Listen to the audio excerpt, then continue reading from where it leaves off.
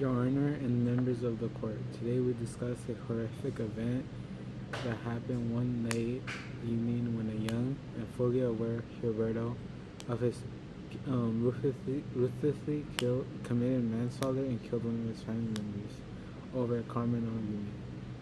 It started when Gilberto was able to gain a firearm from a safe that his parents presumed that was secure. Somehow, Roberto found out the safe combination, and when the victim of Roberto were arguing, Roberto became full of anger and decided to unlock the gun safe, loaded the firearm, and pointed it at the victim, then fired it. The act was not an accident. All of the evidence points to the fact that it was a deliberate action that Roberto committed. This was premeditated.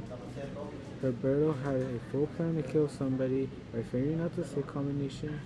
Roberto also quickly loaded the firearm and fired it, which led to the passing of the person who faced the fate of someone that thought he had a loving relationship with. Someone who commits a violent act like this one, no matter the age, should face consequences. The consequences. A New York Times magazine by Jennifer Bishop Jenkins, co-founder of the National Organization of Victims of Juvenile Murders, states, "It doesn't matter how old someone is. More importantly, the victim and the community deserve justice. This court has the responsibility to show the world that no matter the age, these actions aren't acceptable.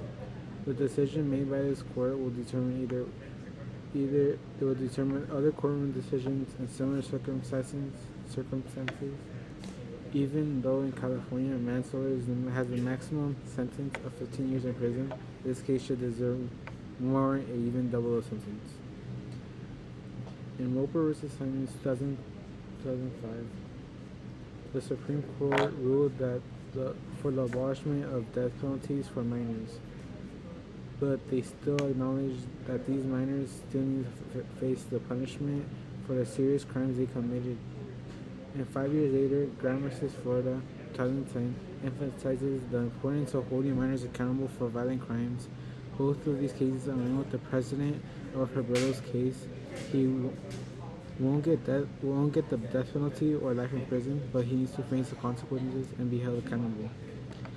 Now that I have presented some of the case laws, let's move forward and review the essential evidence to prove Roberto's guilt. With the information we were provided in the home, it was the victim and Roberto. So the only people that I ever know that happened that evening are Roberto, which makes this case very difficult.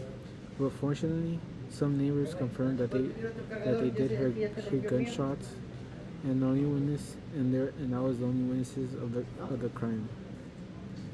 The motive for this crime was clear. Herrera was angry from an argument that he has had with the victim, which led him to dash out and unfortunately kill his family member.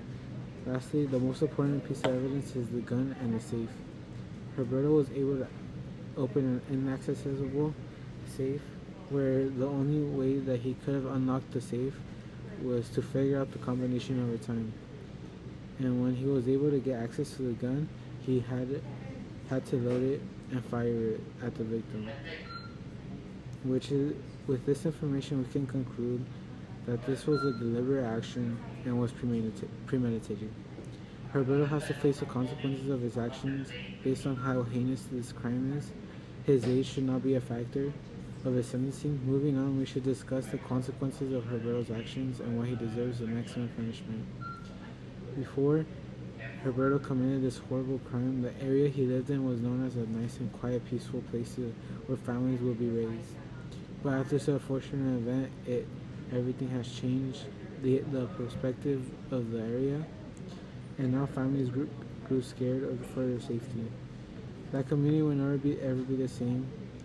Another thing that the courtroom should take into consideration is the importance of responsibility from Roberto. It wouldn't just benefit him, with his sentencing or by pleading guilty and making the process easier for him.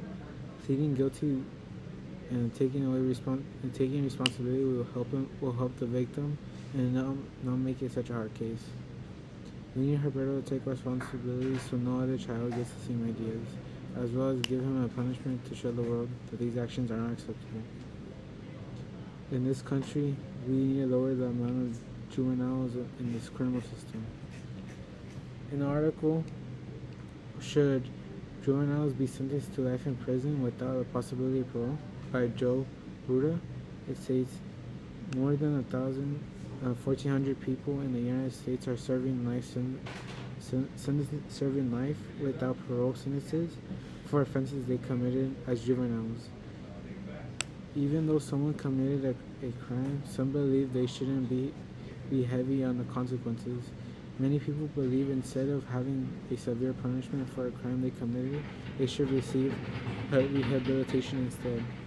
And most of the times, those haven't worked. For example, Lionel Tate in the Lionel Tate video by ABC describes how describes how he was released after he killed his younger sister at the age of 12 years old, but then reoffended by robbing a policeman at gunpoint, which earned him another 30 years in prison. Another thing the defense might use to win over the court is by using pathos, saying something like, "What if a juvenile was your child or sibling?" To contrast that,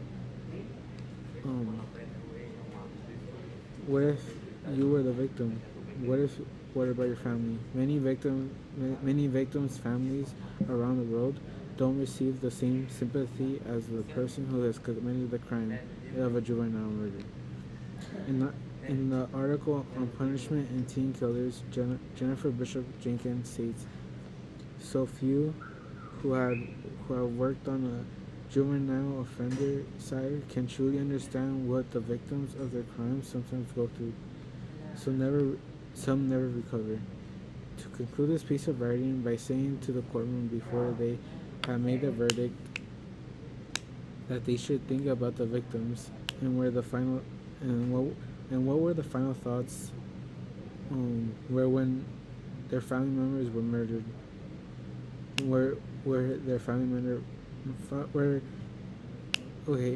and where their final thoughts were when their family member murdered them. Also think about the victims' families, victims' loved ones, and the community.